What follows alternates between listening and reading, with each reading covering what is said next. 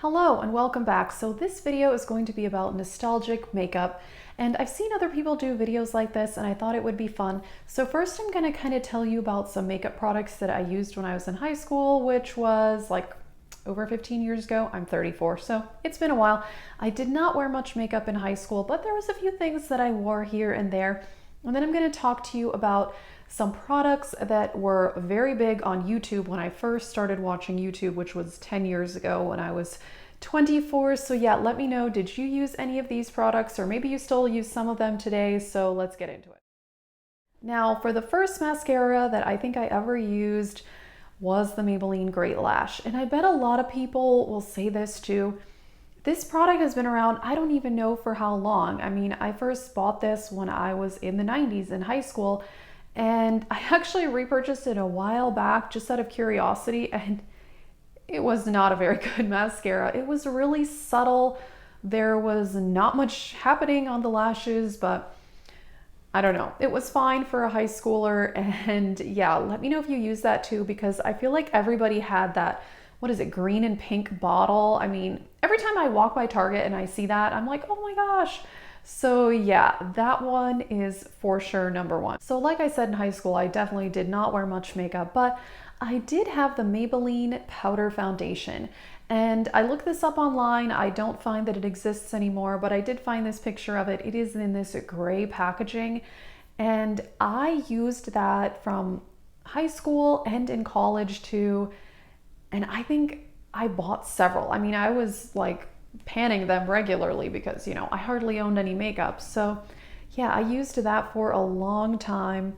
It's obviously discontinued, but I saw that someone was selling it on eBay for $30. So if you want to buy it, you can, but it's probably 15 years old, but I'm sure somebody out there feeling really nostalgic would actually pay that.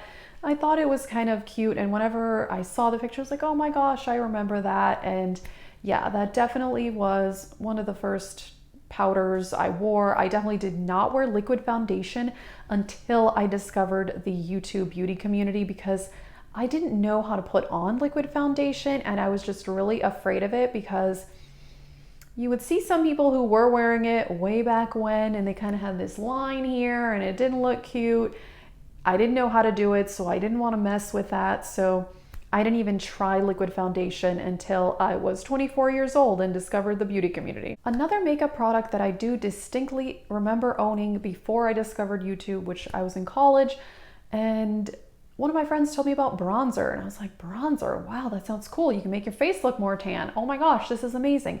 So I bought the Maybelline one. It's now in the Fit Me packaging, but I don't think back then it was called Fit Me, but it looked very similar to the one I'm showing you. And yeah, that was the first bronzer I ever had, and I thought this was the most amazing thing ever. I loved bronzer. I mean, I still do. And yeah, I panned entire, I think 2 or 3 of those Maybelline bronzers.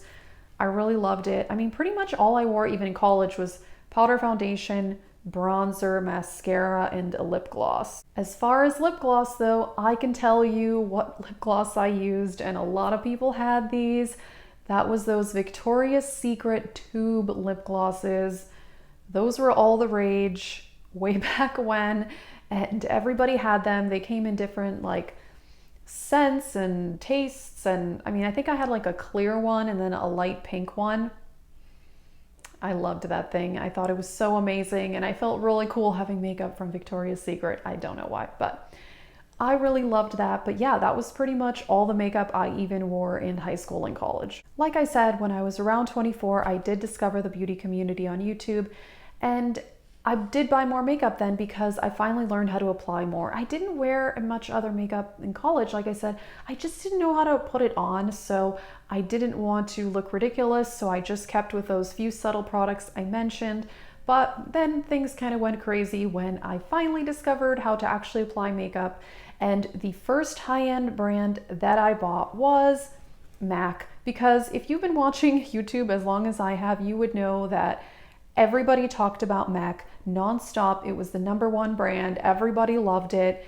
And yeah, and it was a good gateway for me into high-end makeup because especially 10 years ago, MAC prices were even lower than they are now. But even now, MAC is less expensive than a lot of other brands that you see at Ulta and Sephora. This is just some random, oh, this is their contour and shade stir, and then this is some other powder, but I'm just showing you a random MAC product as an example. But so when I first discovered MAC, I bought some of their eyeshadows and lipsticks and blushes. And I gotta say, when I first started using MAC products, it was so exciting because they were such high quality.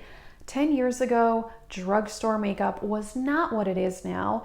I'm sure a lot of you guys remember that. A lot of the products were not very good. One other product that I did have that I first bought when I discovered YouTube Beauty was a blush. And I never wore blush before that because I've always looked young, and I looked very young when I was in my early 20s, and I didn't want to wear blush because I thought blush would make me look younger. So that's why I stuck to the bronzer, but everybody was using blush, so I decided to buy one, and I bought the L'Oreal True Match blush, which still exists in Apricot Blossom. It was the first blush I bought, and I used the whole thing up. I was very, very excited. However, this L'Oreal blush was very sheer. So when I bought one from MAC and it was so pigmented and it actually lasted on my face all day, I was so excited about that because yeah, that L'Oreal one, it would just fade off within like 3 hours anyway. That was definitely disappointing, and it was so exciting to try the MAC ones because they were so much better. Another product that was all the rage in the YouTube community 10 years ago, and it kind of still is Benefit Hoola Bronzer. I did have this and I loved it. I used it every day for years, but the packaging on that was so annoying. That's why I don't have any more of those boxed products from Benefit, because getting your brush in there, it would bend on the edges, and that really drove me crazy. I did also have the Benefit Coralista blush. I did really, really like that. That was one of the first high-end blushes that I bought other than the MAC ones. But yeah, the packaging on those really doesn't make sense. I didn't like the way it messed up my brush. So yeah, those were all the rage, but looking back, why are those still popular? I mean, I think they're good products, but that packaging is just, I don't like it. Another brand that I definitely have some nostalgia for is NYX. This brand was talked about a lot on YouTube even 10 years ago, and it still is. It was also very exciting for me because at that time I was in grad school. It's not like I had tons of money, so I could just go to Target and buy some NYX. Although, was it at Target then? I don't remember. Anyway, I think I maybe ordered online, but it was so exciting to find products that were only $4 or $5, and they were pretty good. I mean, NYX is even better now than it was then, but back then, NYX was so much higher quality than L'Oreal and Maybelline. And I do remember, I think I bought a NYX, I think a lipstick and a blush. And that was one of the first drugstore blushes that was actually really pigmented, and that was really exciting. But yeah, I could not believe that NYX even existed because it was so cheap and it just seemed so much higher quality than the other drugstore brands. I could go on and on about these type of products, but I'm going to last talk about Wet n Wild. And Wet n Wild is a brand that I'm pretty sure I had some random Wet n Wild stuff even like when I was in middle school and things were $1 or $2. Then they really stepped up their game and made some really good eyeshadow little trios. I'm sure a lot of people still have these. I mean, they're still around, but they did recently repackage them. The Walking on Eggshells one, I panned that whole thing. I loved it. It was so beautiful, subtle, yet much more pigmented than a lot of the other eyeshadows at the drugstore. That was just really exciting because I feel like Wet n Wild is one of the first drugstore brands that really stepped up their game and started making much higher quality products. I haven't tried that much from L'Oreal or Revlon or any of those brands in a while, but I do feel like they did improve their products, but it took kind of a while. 10 years ago, their products were not that pigmented, not that great. I mean, there were some good things that everybody talked about. Oh, like that Revlon HD foundation, is that what it's called?